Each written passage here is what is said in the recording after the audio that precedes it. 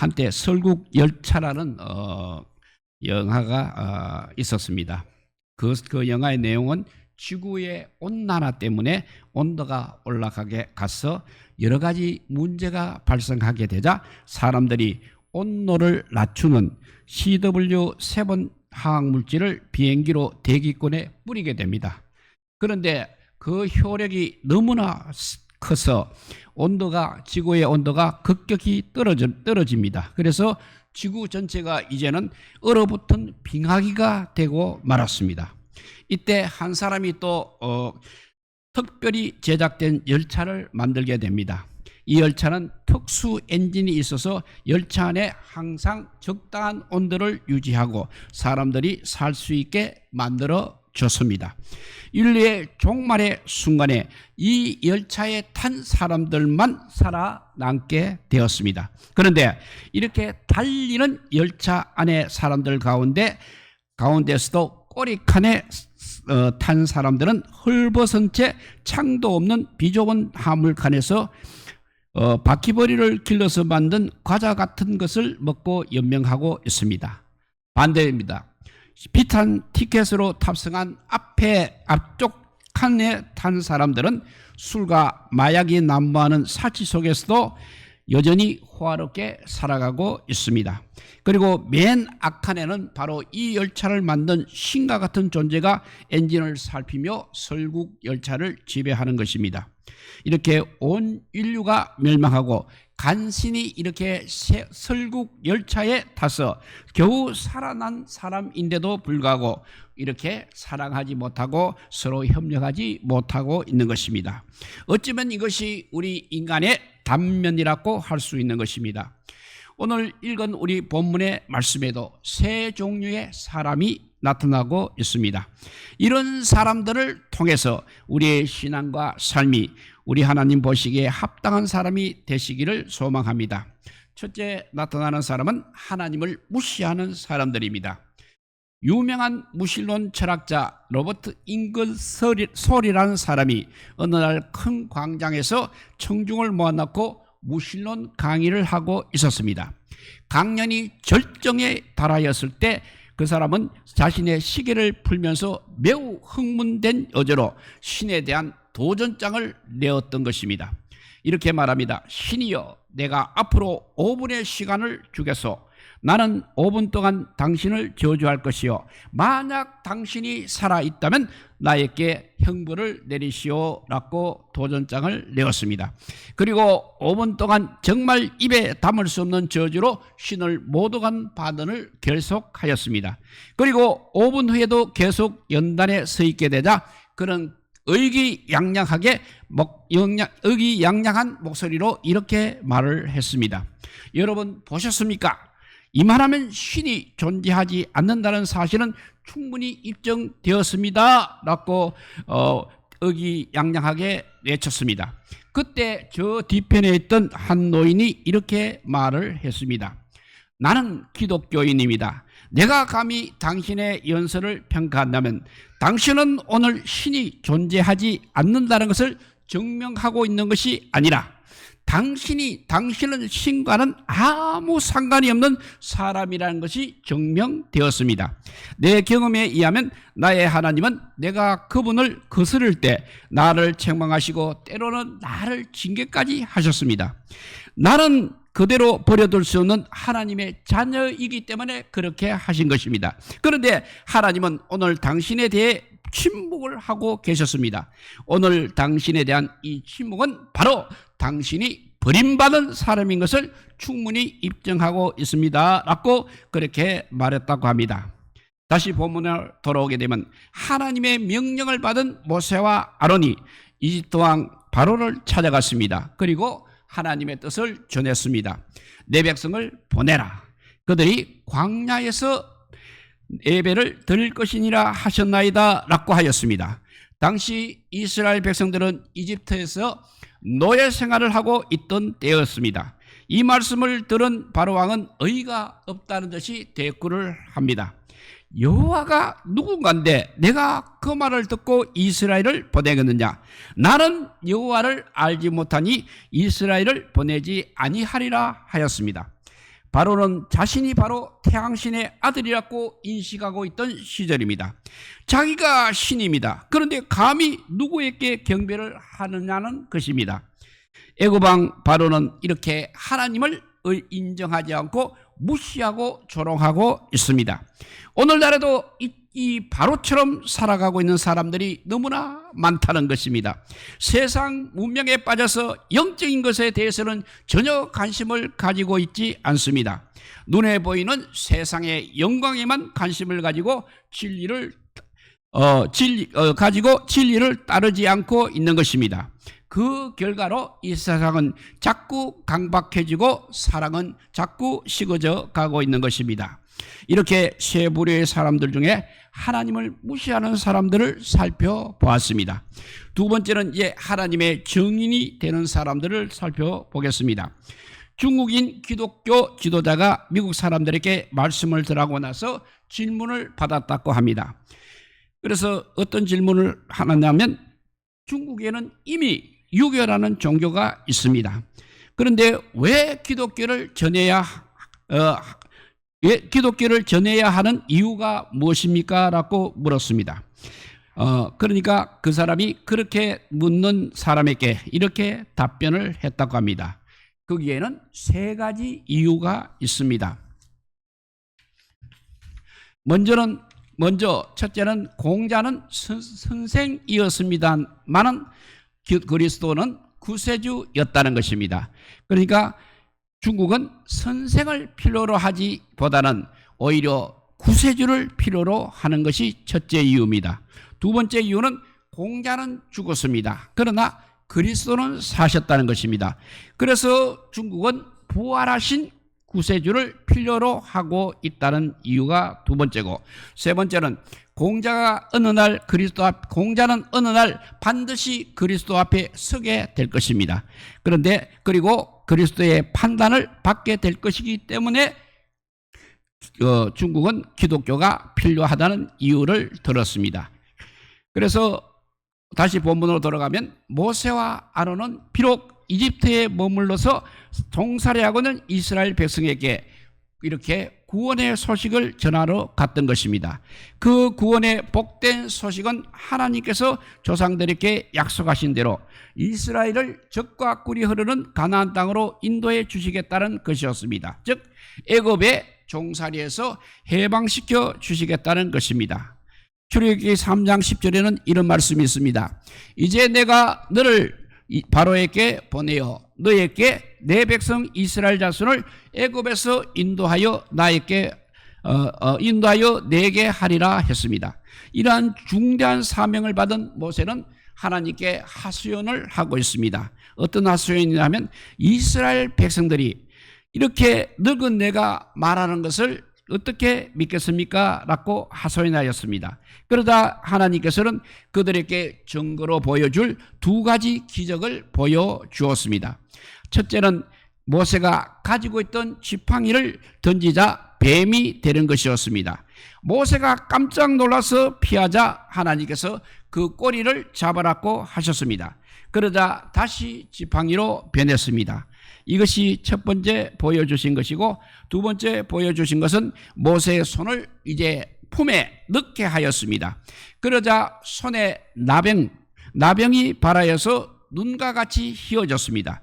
그것을 보고 모세가 얼마나 놀랐겠습니까? 갑자기 손에 나병이 들어서니 얼마나 놀랐겠습니까? 불안해하는 그 모세에게 하나님은 다시 손을 품에 넣게 하였습니다. 그러자 나병이 사라져 버렸습니다. 오늘 본문 3절 말씀에 보면 이렇습니다.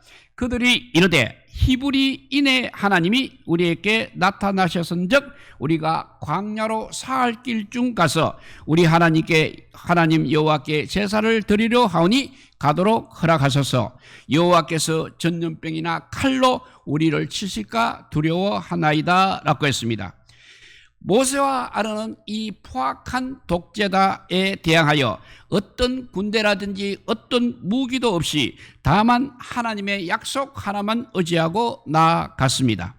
그들이 요구한 것은 바로의 허락을 받기에는 그야말로 거의 불가능한 것이었습니다. 그렇지만 모세와 아론은 기도하면서 나아갔습니다.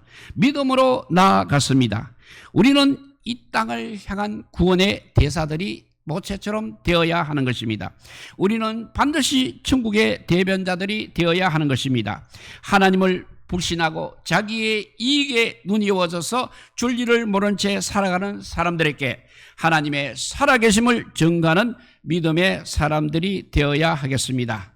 이렇게 하나님을 무시하는 바로와 같은 사람들이 있는가 하면 하나님의 증인이 되는 모세와 아론 같은 사람들이 있는 것입니다. 세 번째는 이제 세상의 노예가 된 사람들이 있습니다. 이스라엘 백성들은 그 당시 이집트에서 노예 생활, 종살이를 하고 있었습니다. 그래서 그때 이집트는 허겁지겁 정신없이 살아가는 이 세상과 같은 것입니다. 아침부터 저녁까지 열심히 일은 하고 있지만 늘 부족하고 고통 속에서 보내는 그야말로 고달픈 인생살이가 있는 곳이 이집트였습니다. 종살이는 끌려다니는 인생을 의미하고 있습니다. 보이지 않는 무엇에 눌려 사는 것입니다. 삶에서 보람을 느끼지 못하고 억압과 눌림 가운데 괴로운 나날을 보내는 것이 종살이인 것입니다. 시편 12편 5절은 이런 말씀이 있습니다. 여호와 말씀에 가련한 자들의 눌림과 궁핍한 자들의 탄식으로 말미암아 내가 이제 일어나 그가 원하는 안전지대에 두리라 하시도다 하였습니다. 이스라엘 백성들은 이렇게 하나님을 모르는 바로왕의 종살이를 하고 있었습니다. 그들은 벽돌 공장에서 일하기에 바빠서 하나님도 잊어버렸습니다. 처음에 모세를 만나러 이집트로 내려갔을 때는 하나님을 진실로 잘 섬기고 있었습니다. 하나님의 은총을 기억하고 믿음을 지켜 나갔습니다. 그런데 그들은 세월이 흘러가면서 이스라엘 백성들은 점점 하나님을 잊어갔습니다. 그리고 눈에 보이는 이집트 생활에 젖어 버렸습니다. 이집트 사람들의 문화에 동화되어 갔던 것입니다. 그것으로 인해서 결국에는 이스라엘 백성들은 이집트의 바로왕의 종이 되고 말았습니다. 이렇게 세상을 쫓아가게 되면 결국 세상의 종이 되게 되는 것입니다. 이처럼 오늘날 우리는 많은 사람들이 하나님을 잊어버리고 돈과 마귀의 종으로 살아가고 있습니다. 일이 바쁘고 돈 버는 것이 바빠서 하나님 앞에 예배드리는 것도 잊어버린 사람들이 바로 그 당시 이스라엘 백성들이었습니다. 하나님을 잊어버린 백성들이 다시 하나님을 기억하게 하기 위해서 바로왕의 통해서 이렇게 고난의 채찍을 드셨던 것입니다. 요셉을 모르는 새 왕이 일어나서 이스라엘 백성들이 정말 엄청난 박해를 받게 되었습니다. 이런 박해가 없었다면 이스라엘 백성들은 여기 이집트가 조사오니 하면서 가나안 땅의 약속을 생각하지 않았을 것입니다. 그런데 바로를 통해서 나타나는 박해가 누척이나도 힘들고 어려워서 그들은 결국 하나님을 찾게 되었던 것입니다. 그리고 가나안 땅을 비로소 소망하게 되었던 것입니다. 우리가 이 세상에서 너무 잘 나가고 형통하게 되면 그야말로 세상 재미에 빠져버리는 것입니다. 그래서 때로는 고난이 약이 되는 것입니다. 시험과 문제가 우리로 하여금 다시금 하나님을 향하여 기도하게 하는 것입니다. 그럴 때 우리 하나님께서 은혜를 베풀어 주십니다. 기도에 응답하여 주십니다. 우리를 만나 주십니다. 만약에 우리 인생에 고난과 죽음이 없다면 사람들은 한없이 높은 바벨탑을 쌓아갈 것입니다. 이기적인 욕망과 교만함으로 가득해서 하늘 끝까지 오르려고 할 것입니다. 고난과 죽음이야말로 우리를 겸손하게 하는 것입니다. 우리로 하여금 자신의 연약함을 깨닫고 하나님을 찾게 하는 것이 바로 고난과 죽음입니다. 그러나 모세를 통해서 전파된 하나님의 약속은 그렇게 쉽게 이루어지지를 않았습니다. 바로왕이 너무나 완강하게 반대하고 나섰기 때문입니다. 당시는 바로왕의 뜻이 곧 법이었던 시대였습니다. 바로왕을 통하여서 오히려 이스라엘 백성들에게 더 무거운 압박이 가해지기 시작하였습니다. 본문 7절에 보면 그 말씀이 나옵니다. 너희는 백성에게 다시는 벽돌에 설 짚을 전과 같이 주지 말고 그들이 가서 스스로 짚을 죽게 하라고 했습니다. 바로 왕은 이스라엘 백성들이 게으러져서 하나님께 절기를 지키러 간다고 간주하고 있는 것입니다. 그래서 벽돌을 평소대로 찍어내되 이제는 거기에 필요한 짚을 주지 말라는 것입니다. 흙벽돌집에 들어가는 짚을 이제는 스스로 주워다가 만들되 하루에 만들어야 할 수량을 꼭 채우라는 것이었습니다. 도저히 감당할 수 없는 심한 압박이 다가왔습니다. 그러다 백성들은 당황스러워하였습니다. 구원의 소식을 주라는 모세와 아론을 오히려 원망하기 시작하였습니다. 차라리 그냥 동사리하게 내버려 두지 괜히 하나님께 예배드리러 광야로 가자고 해서 더 고생하게만 했다는 것이었습니다. 이때 종살이에서 해방받기 위해서는 반드시 여리고성을 무너뜨려야 하는 것입니다. 바로락과는 막강한 권세를 이겨내어야 하는 것입니다. 그것은 육신적이고 세상적으로는 불가능한 것입니다. 그러니 하나님의 약속을 믿고 기도해야 하는 것입니다. 성령의 능력으로 충만해야만이 바로가 잡고 있는 그 사탄의 세력을 물리칠 수가 있다는 것입니다. 그래서 출애굽기 3장 19절에서 20절을 보면 이런 말씀이 있습니다. 내가 아노니 강한 손으로 치기 전에는 애굽 왕이 너희가 가도록 허락하지 아니하다가 내가 내 손을 들어 애굽 중에 여러 가지 이적으로 그 나라를 친 후에야 그가 너희를 보내리라 하였습니다. 우리는 하나님의 손을 믿고 하나님의 강한 손을 믿고 의지해야 합니다. 그것이 바로 우리가 세상을 이기는 길인 것입니다. 자기의 힘과 자기의 능력으로는 유혹과 시험 많은 이 세상에서 신앙으로 승리할 수 없는 것입니다. 오직 우리 모두 말씀으로 무장하고 기도하여 성령 충만하여야 합니다. 그것이 바로 죄와 사와 이기는 길입니다. 불신과 거짓이 판치는 이 세상에서 그리스도의 정인이 되는 길이라는 것을 믿고 감사하면서 예배하는 우리 모두가 되셔서 반드시 하늘나라 백성들로 영생을 누리는 우리 모두가 되시기를 주님의 이름으로 축복드립니다. 기도하겠습니다. 세상에는 하나님과 아무 상관이 없이 버림받은 사람이 있는가 하면 세상의 종으로 돈과 마귀의 종으로 살아가는 사람도 있습니다. 우리 성도들은 이 땅을 향한 구원의 대사가 되어야 되고 천국의 대변자가 되어서 하나님의 살아계심을 증거하는 믿음의 사람들이 되게 하여 주셔서 정말 죽어가는 많은 생명들을 향하여서 아론과 아론과 모세처럼 주의 말씀을 전하는 저희들 되게 하여 주시기를 간절히 빌고 원하올 때 이 모든 말씀 아무 공도 없으나 우리 구주 예수 그리스도 이름으로 기도드리옵나이다. 아멘.